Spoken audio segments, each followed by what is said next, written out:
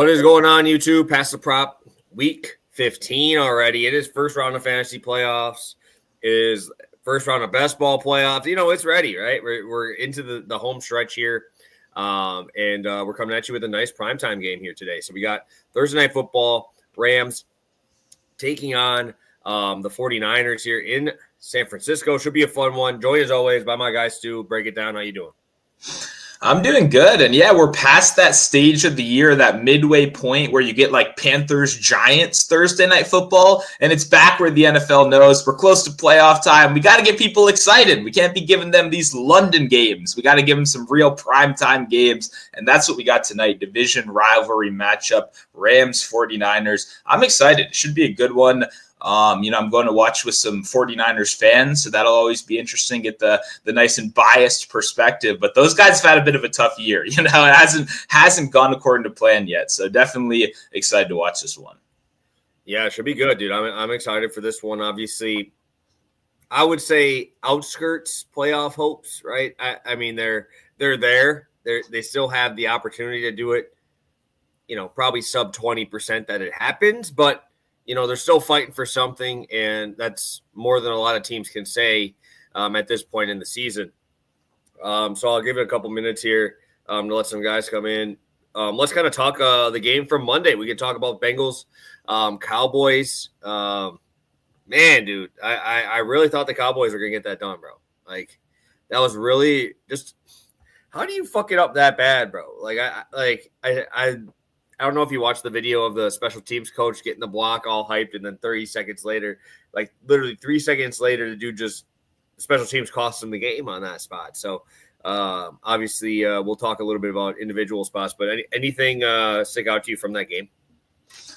I mean, I kind of felt solid where I started out the week thinking the Bengals were going to kill them. And then I did get worried, like I said in the show, about the Dallas defense. I was just having too many concerns to take them. And I think it got kind of proven right of Dallas is a better team than we saw midway through the year. Now that they've got, obviously some key defensive players back, it's really just, can Cooper Rush do the bare minimum? The problem is the same problem they've had all year. I mean, even beyond stupid mistakes, bad coaching, you have one good offensive player, and he's CeeDee Lamb, and everybody in the world knows he's your one good offensive player. And even if you can't slow him down, it's like the NBA equivalent of Giannis going for 50 and losing. Let that guy take every shot, let him get every target, we'll shut down everyone else, and we'll win this game. And that's what happens. Or you can go the opposite way, obviously, and you can totally try to shut down CeeDee Lamb and make other people beat you. It seems like Dallas has struggled against both strategies this year. So Bengals got it done. I had a lot of Bengals money lines, so I was very happy that it ended the way it did. But it was getting scary there for a minute. I was not feeling good at all.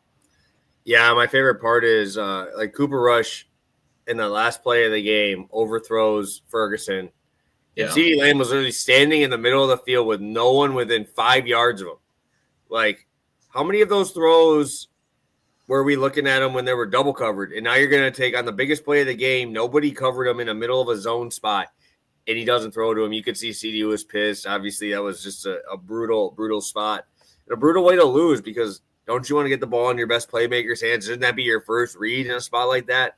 He was wide open across the middle of the field, and obviously Cooper Rush kind of did what we expected him to do. I mean, kind of suck. So yeah, I feel bad. A lot of people lost his passing yards. I saw that because you kind of got a good game script for it, but obviously they just showed Dowdle, they're just going to keep rolling with him, and he's playing well. Really no reason to kind of turn away from him there, but do feel bad for a lot of the guys that were buying Rush at 250, 240 and stuff. Didn't end up, coming particularly close. I was kind of saying that's a cursed range. When you see bad quarterbacks up that high, I think all of them lost this weekend, and there were 5 of them. So, definitely don't want to be playing these terrible, or I don't want to be too harsh, but these bad quarterbacks, unless you're getting a great discount. Yeah, that kind of, dude, I just want to ask a question. I know we're going forward a little bit into week 2 or into Sunday in our slate tomorrow. A couple questions I got for you. First, is Will Levis going to cook against this Bengals defense, bro? Because he didn't do dick last week. If you bought down all the props on those quarterbacks you were talking about, Will Levis was 205, try to buy him all the way down. They only let you go down to 175. didn't get there. Cooper Rush, you could buy it down to 175. He couldn't even get there. That was like minus 700. Like, is this a spot where you think that Tennessee's just going to run the ball every single time? I'm just curious with how bad that Bengals defense is. And for me, I have Ridley in fantasy. I might. It's between him and McLaurin yet again to play him. And I have my buddies playing Jamar Chase. Tennessee's actually had a pretty decent pass defense so far this year, a lot better than I expected them to be. But what's your thoughts there? I guess my question is, did this game tell you anything more about this Bengals defense as they got the win? I think it just confirmed what we already knew, which is like kind of anyone can pass in these games. Even if like Rush didn't have his best game, you still saw the number one weapon absolutely go off. And that's kind of what you're asking about with Ridley. So I will say right before we got in here, I did write like a parlay article for this weekend. I had Ridley in the article last week. You know, it's very easy to just fire it back again, but I didn't do it. I had to sit there and look at it and go, like the defense is terrible, but I do have the like Pollard concern of just like when things go well, Pollard gets like 20 touches for these guys, like pretty easily. It's not even like they're straining to get it to him. They love feeding Pollard both on the ground and in the air. So I would say Ridley's kind of hard to go against. Like this defense is bad. But in terms of like overall kind of how much trust, Will got banged up at halftime last game. He did come back, but like, there's just too many like question marks for me to feel that comfortable with the Titans offense in general, but there's going to be value. I just think maybe Pollard actually might be a better target. Okay. Yeah. I just want to kind of get your thoughts on that one there. And yeah, let's get into our recap. We got 25 of you guys in here in the first couple minutes. We appreciate you popping in. Good week, a good way to end the week. We came off of a 4-0 show on Sunday, and we got another winner here. Let's just get this one out of there because, yeah, that was brutal. Yeah, we didn't go all the way. You did the heavy lifting here. It's ended at 24 on the hook. It's one of those. It's hard to get too mad at. You're like, yeah, I lost. You know, it was right there. Obviously, that last catch by what's his name? Not Sample, but the other guy that came out of nowhere, Hudson. That was the one that hurt. Where I was like, why is Hudson in this last drive? You know, is that like the early Sample catches? That's whatever, you know. But unfortunate right here, Gesicki ends a yard short for us. He actually tied T. Higgins for fourth leading receiver on this team in this game. So I thought that was kind of crazy that we saw, you know, option 2 and 3 that we were talking about being that far down the depth chart. Asavas and I believe Chase Brown doubled these guys up. So wasn't expecting that. I was not expecting that type of number to fly up like that. And it's crazy too, because we talked about the big playability of Gesicki, and he ended up actually hitting his his receptions number, got him to 3 at plus money, and couldn't get it there for the yards, even though he did get those 3 catches. So we almost had a first half cash on this one with CD 5, Jamar 6. Jamar ended up doing it, I think, in 2 or 3 drives. CD did his thing. Kind of scared me a little bit for a little while. He was stuck on that 4 for 71 in a touchdown. They didn't really throw to him much in the second half, which is kind of annoying, but it is what it is. We got a nice winner here, and I don't know. There's not much more to say. The price was pretty wild to me. Yeah, no, I mean, I remember at the end kind of talking about like your play here and just being like, well, if this game's not a insane blowout, like I don't see this missing. Like, you know what I mean? Like at all. And then it kind of showed in the first half. We got a competitive game and these guys crushed these numbers. So, you know, a lot of people overthink things. Sometimes easy to just simplify, take the 2 clear number 1 weapons in the game. It worked out pretty well. Yeah, and it actually got us to a quick little double up here on another one. Ended up going right to the 2 guys. I didn't have any other bets. I literally bet 2 bets. I didn't care what else happened. So you know that first quarter, I was wilding a little bit, man. I was wilding. I was saying I got my touchdowns, I got my catches, and then obviously we needed Jamar Chase to kind of, you know, take this one over a little bit to get us that 200. He almost did 200 on his own again. We kind of talked about that as an option on there. And shout out Jamar Chase. Obviously got most of this done himself. But, hey, CD threw 90 out there. I think his number was only around 68, 69 straight. Yeah. So he went over. Both guys went over and made this one a lot easier. And, again, we kind of talked about it. We went to the option of playing CD and Chase, and it's actually better odds for those two than T. Higgins and Chase. And I don't even know if they got there. I didn't check Chase's final number. I don't think they got there because I think Higgins had 20 yards. Let's just say he was real low. Yeah. Wow. I mean, no, this was great. This is a great cash right here. Obviously, it was like when the first half, the base play almost got there. It was really just like, can CD Lamb get like 20 yards pretty much? Chase has to be like the best player of all time to do this bet for, right? I mean, like the insane upside this guy has. I don't know if a single player in the league honestly matches that. So shout out to Jamar Chase. I mean, like you said, doing a little bit of the heavy lifting, but it was a fun one to root for. Yeah, dude, I think this is going to be interesting next, like when we talk tomorrow. I think I almost kind of lean a little more Higgins against this Tennessee team this week because I don't know if you did you watch the whole game? Like, did you watch like the second half at least? Not most of it. Yeah, so Higgins wasn't even targeted. Like they weren't even looking at it. Like if he left Chase, it was immediately to Asavas. It was immediately a check down, and I'm like, I don't know. This kind of just feels like an auto bet. Like I have to take Higgins this next week. Tennessee, like you got to think they're just going to fucking bracket, right? You have to at this point. Like it was just force feed this dude. I'm pretty sure I got to check. I'm going to check for 18 targets, bro. 18 targets. And I feel like you're going to start seeing Higgins get a little bit more involved because obviously got to make him happy a little bit, man. Like he's going to leave now. You keep doing this shit. He's leaving, bro. Like he's gone now, dude, unless you start locking him in and starting to get him like some numbers here. Because obviously you got the Dallas game, then you got Tennessee, Cleveland, Denver. Like, I don't know. Kind of just seems like I got to get right after it. They feel like Higgins has to be a bet for me this week. Because Tennessee can't just put single coverage on him, can he? Can they be that bad? No, because the thing about Tennessee is like they have some good corners, but the best corner is going to be obviously on Chase. But two, the safety help has to be on Chase as well. Exactly.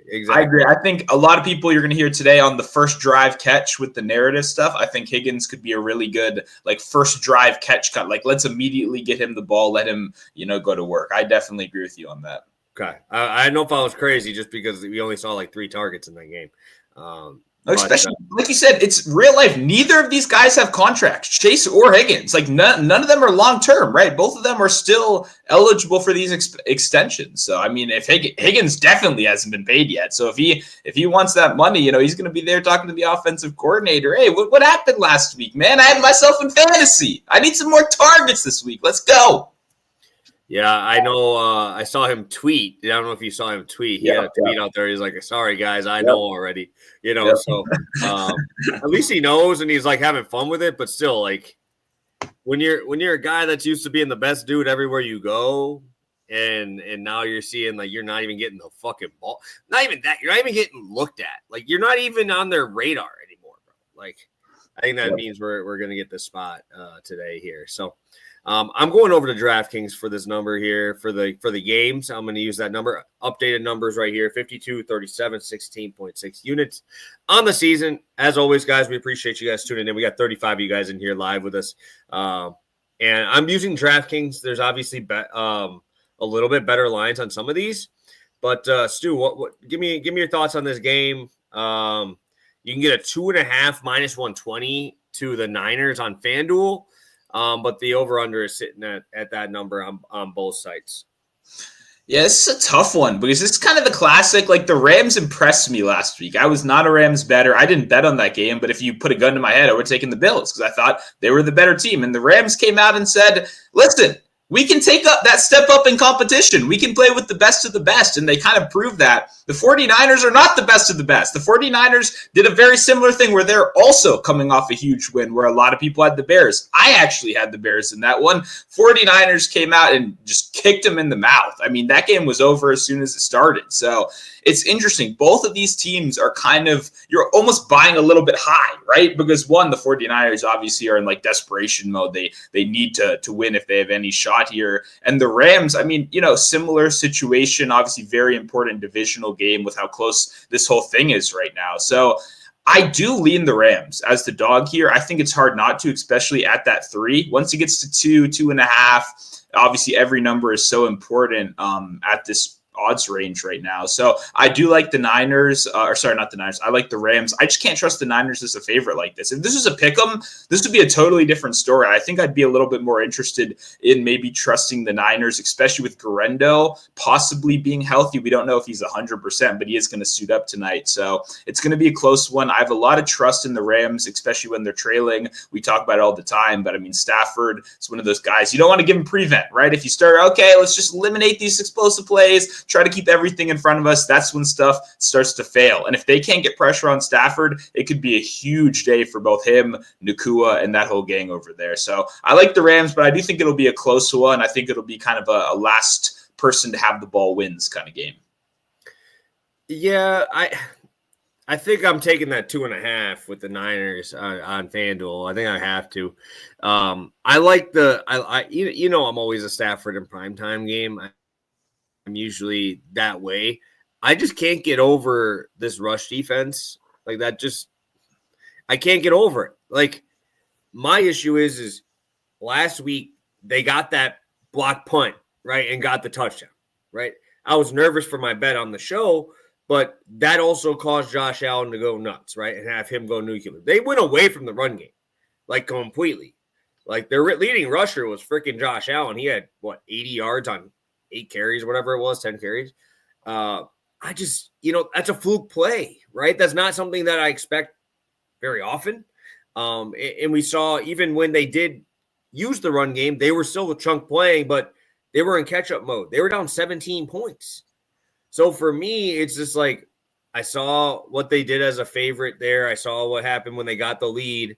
But if the Niners get up at any point in this game, right, in the second half, do I trust the Rams to be able to get the ball back to their offense without 6 minutes coming off the clock? And for me, I don't think so, right? Because you got Debo, you got both running backs now. Patrick Taylor, obviously, old Packer. Obviously, I know him pretty well.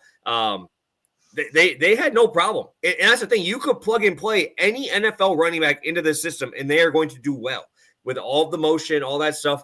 Yeah, you can say, hey, he knows this.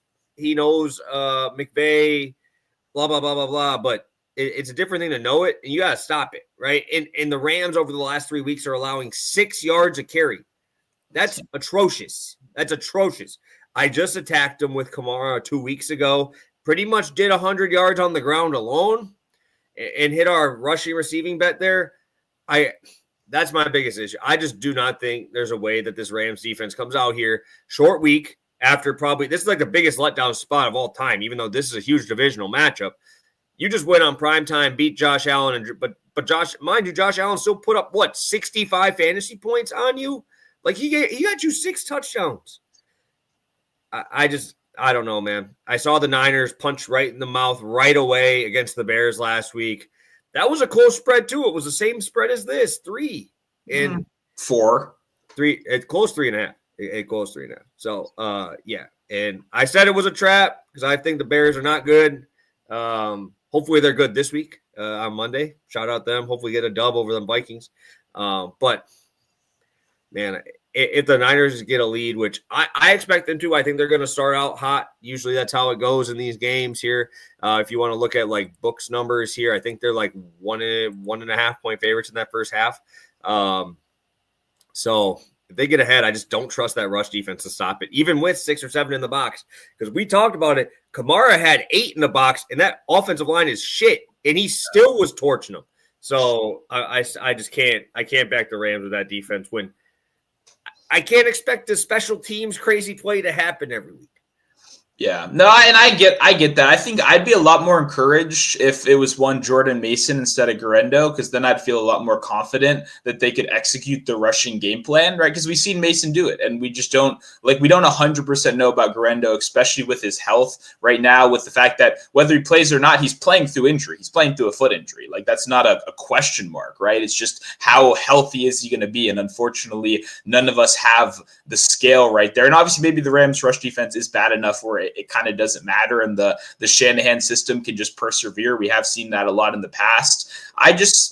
there's just not enough trust in the Niners. Like, you're buying high on the Rams for their win, but then you're also buying high on the Niners for their win too, because they also beat the crap out of a team. Like, I get it's not prime time, so it's not the same level. That's what I mean. Like, I don't. How many people are watching that game though? That's a 3:05 game. They weren't on any TV. I get that. You're not wrong, but it's still the 49ers off of their best game of the season. They haven't looked good all year, so they looked really good in 1 week, and now they're 3-point favorites in a divisional game.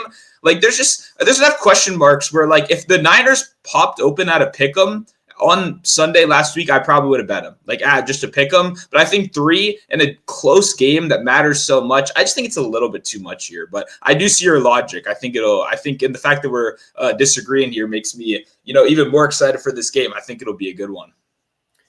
Yeah, and mind you, in that first game too, like, we saw how much Josh Allen ran the ball. Purdy had 10 carries in that game. Yeah, that was crazy. 40 yards. That's what I'm saying. Like, everybody. And Guerrero even got 5 carries in that game. So it's not like Guerrero hasn't been playing. Like, Guerrero has been getting touches because of how long McCaffrey's been out. It's just been like 5 to 6. He switched up to 15.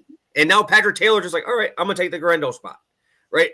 Like, this is literally the plug-and-play offense. Like, that's literally all it is. We've seen some scrubs come through, right? You put Jordan Mason on some of these other ones, he's pretty good, but I don't think he's doing, 5.5 yards a pop that he's doing right now with this team. So, honestly, I don't mind this at all that they're coming in with third and fourth backs, because if we had McCaffrey, coming on a 3 days rest, injured type of thing, yeah, I'd be a little more worried. You know what I'm saying? Because you probably don't have Taylor on the roster, and we've had Mason have injuries as well. But, I mean, these two guys want to prove something. Patrick Taylor's a practice squad guy, got a couple rounds with the Packers. They're going to run hard, man, and that's the same thing for Guerrero, man. Shout out Wisconsin Badgers, even though they suck this year. Obviously, Guerrero's doing his thing. We should see a couple of them out there tonight. So, all right, Sue, let's get into it. Let's get into our bets for today. Damn, Kurt, you got it. I think you put this in before I didn't even look. I just saw this now. I would. I think he had 5 last week. Obviously, they're not like a QB sneak one, so it's not going to be anything like crazy like that. But I don't mind that spot at all. Yeah, I think this is definitely a good spot for that number, especially when you saw 10 in the first game. I'm just kind of more worried. Like, I probably would just do yards because he is pretty good at just making those first down plays. Maybe that versus the volume. Maybe I would do that. That's what I was trying to think between. But then in my head, I went, well, you got kneel downs. You love a good kneel down. When you bet a rush attempt, you love, because then you just get free, like whether it's before half or before the end of the game. But that obviously does, that's very speculative. But that was just kind of my thought of, like, it is kind of possible. But I agree. I do like the overs on the Purdy rushing. Let me just check. I want to confirm everything from online here with the Guerrero stuff. I saw a few things. He's still questionable. Planning to play. He said he's feeling good. So, and you got to remember, dude, when you're bringing in a rookie or a guy that's behind, Jordan Mason was the leading rusher in the league, for the first 6 weeks or whatever it was, or at least from like the first 4 or 5 games that he played, he was the leading rusher. Then you probably have the best running back when healthy, Christian McCaffrey. And you're coming in as the third guy. Like, you don't plan to play, right? And now you get a chance to play. This is your primetime spot. There ain't no way he's sitting in this game, bro. Unless he broke his foot, he's going. I completely agree, but that kind of shit scares me more, because that means we're going out there like we don't know what he's at, and it's just like a relief pitcher. They want to pitch every fucking day. They want to go 8 days in a row. Like, it's the same thing. It's the same energy. It's a little concerning when the guy's clearly got an injury. We just don't know what the fuck it is. You know what I mean? But I do agree, and if we do get some updates on Guerrero before game time, I would be very much consider playing him as well. If we do get some like credible health, it's looking good, trending upwards, or maybe even like Keyshawn Vaughn is an inactive or something, like they take a guy off with confidence, something like that would be good to see. But yeah, definitely excited. And to answer that guy's question, would you start Patrick Taylor over Debo if Guerrero doesn't play?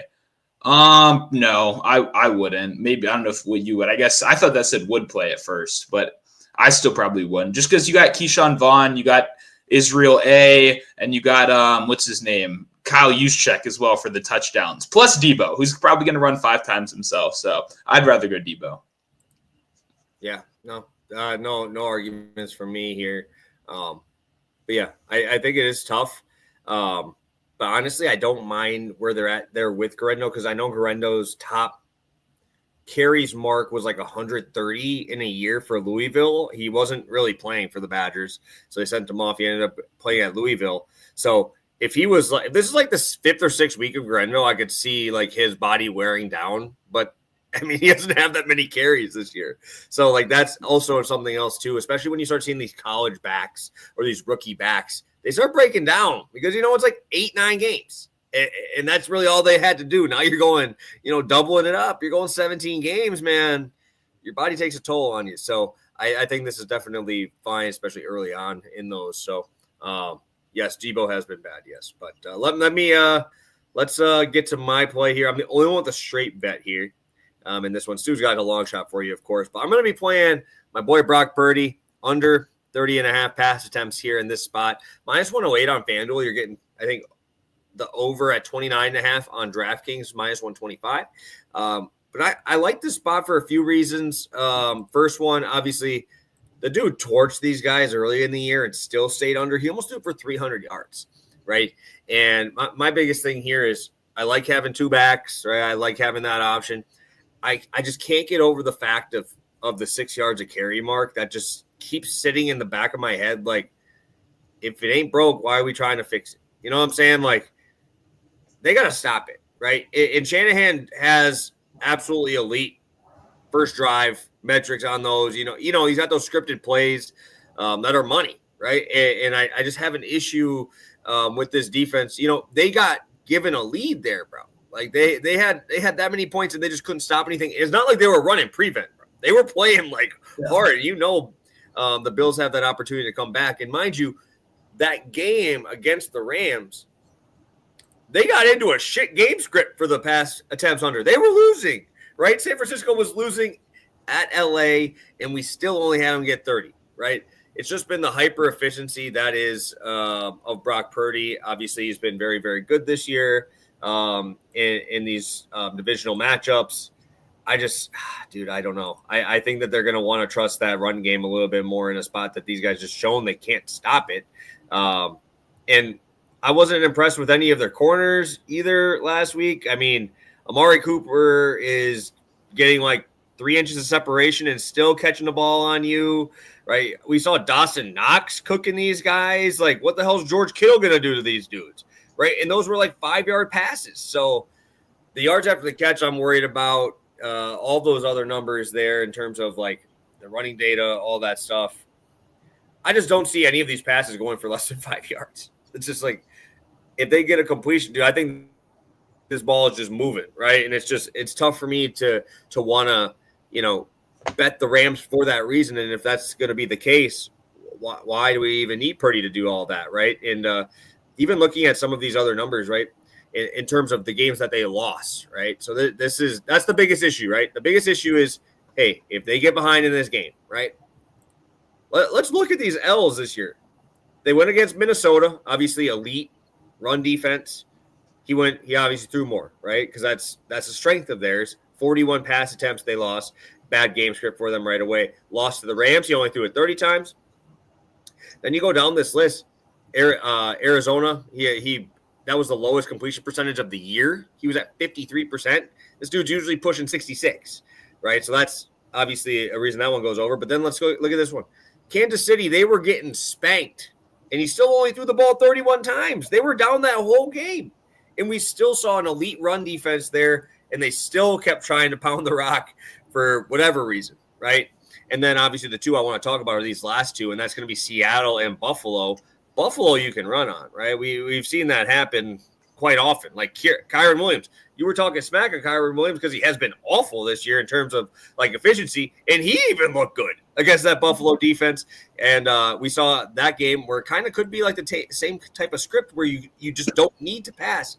He only threw the ball 18 times, 11 for 18.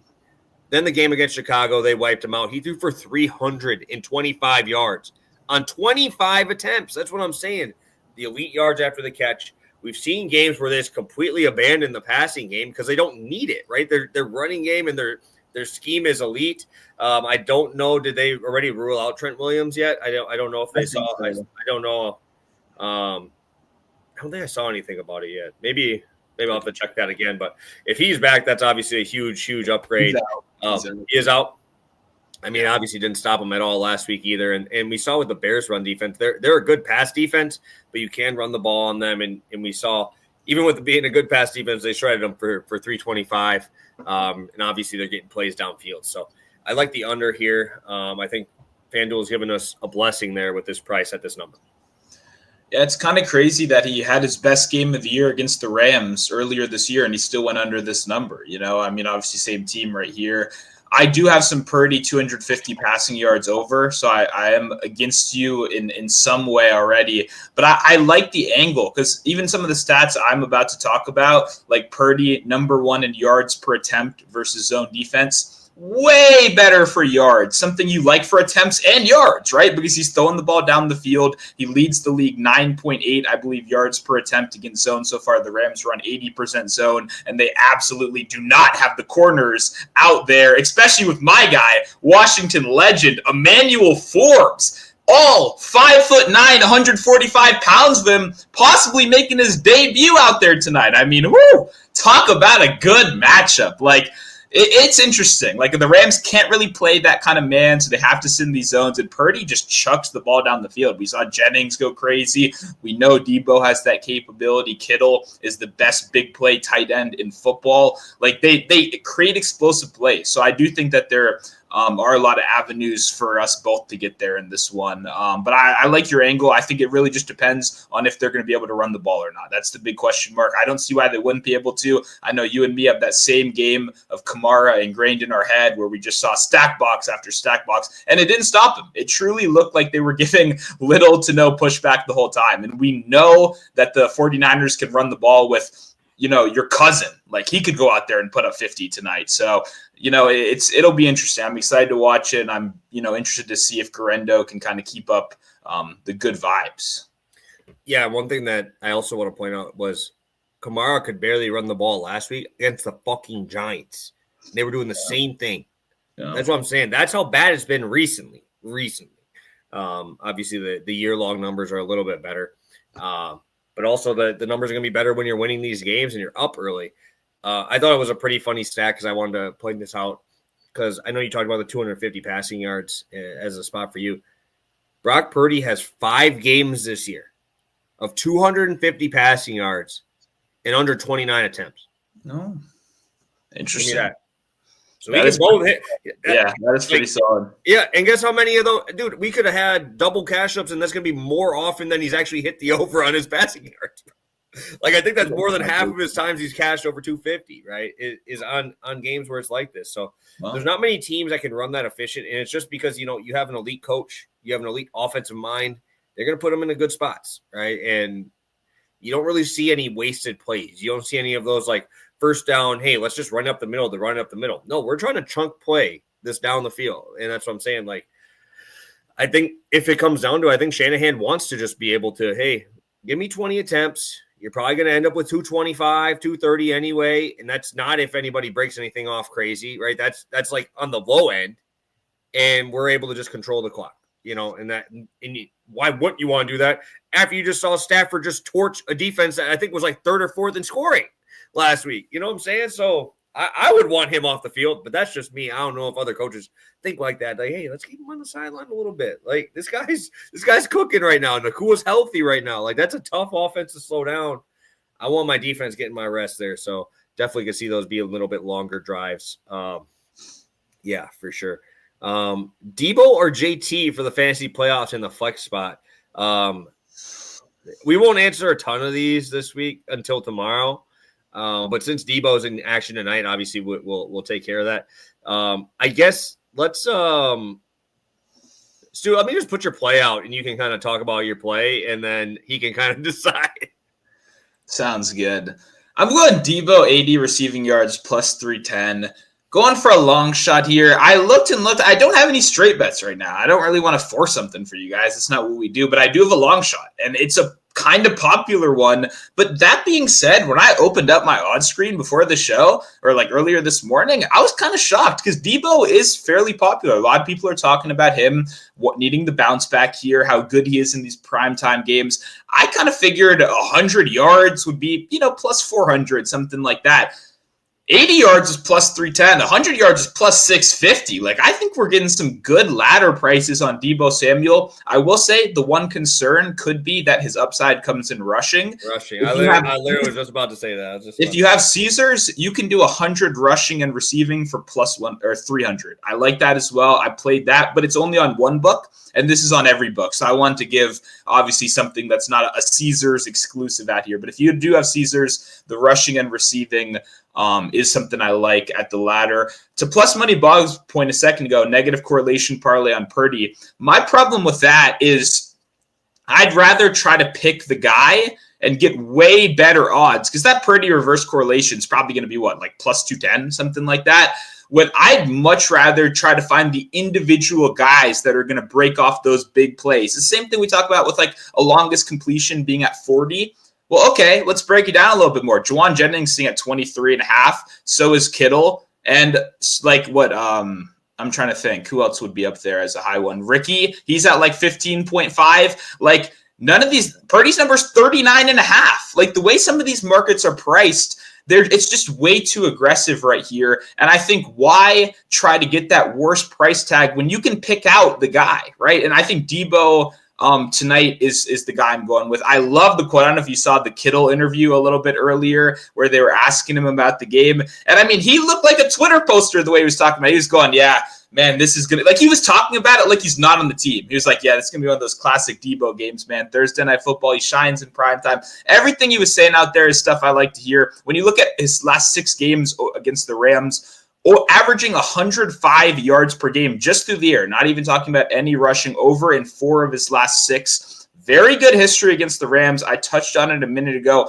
I'd love if anyone in the chat could name us one Rams cornerback, not named Emmanuel Forbes, who I just made fun of 5 seconds ago. Not sure if anyone will be able to complete that challenge. I will respect you if you are. Like, it's not an impressive secondary whatsoever. And what I love about Deebo Samuel is he has this rare combination of a guy that can get downfield. He's going to be aggressive. He's going to be running downfield routes, but he has the capability to break a screen pass better than anyone else in the league. And that's like a fairly even part of our probability here. Like most guys are like a screen pass, whatever. Like that's probably 2 yards. Deebo Samuel is live to take one to the house anytime he touches the ball. And I think a lot of teams are kind of ready for the Deebo rushing attack. We've seen a lot of negative plays with Deebo rushing. People ask me about it all the time. I do love the upside. I love the 25 plus. I love the 50 plus because I think he has the ability to break those huge ones. But just in terms of consistency, I found they have a lot more success with him in the screen game. Get him a little bubble screen, get him a tight end blocker outside. They have some of the best blocking tight ends in the league out there. Like Deebo is just a walking big play. He's had great success against the Rams. I just don't see any reason why we'd go away from it here when there's been public scrutiny on his lack of involvement. I mean, right, it's kind of been a big story. He obviously had that tweet the other day where he was, and then they interviewed him yesterday and he pretty much just doubled down and said, well, I think I'm doing pretty good. I'm just not getting the ball.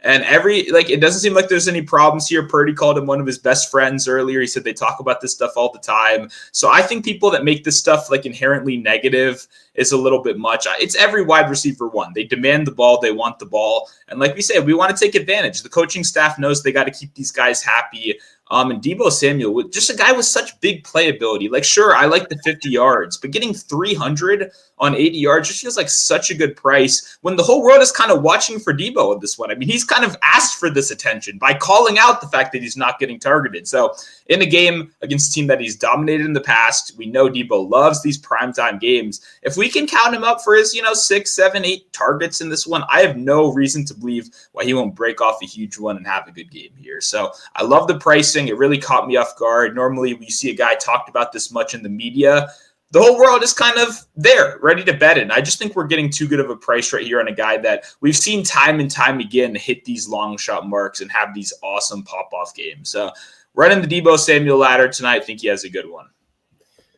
All right, one little fun thing before we get into our recap and get out of here for you guys. When's the last time when's the last time you've seen Deebo Samuel with the seventh highest odds to score a touchdown, bro? Wow. That's crazy, bro. Not saying they're like huge differences. Obviously, there's a lot of guys in this game that are superstars.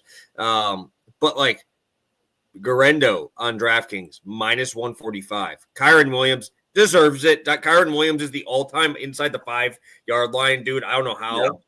Bro, it's crazy. It is. I bet you he has a higher rate of success than Derrick Henry, and I think that's absolutely absurd because this dude just scores every time he gets the ball inside the 5. I think he has every single red zone running back touchdown on the year. There's nobody else. Yeah. Right. Even you drafted Corum to do it, and they still don't. It's crazy. I digress. Not the whole point of what I'm trying to talk about, but I mean, Cooper Kupp plus 135, Nakua plus 120, Kittle plus 130, Patrick Taylor plus 110.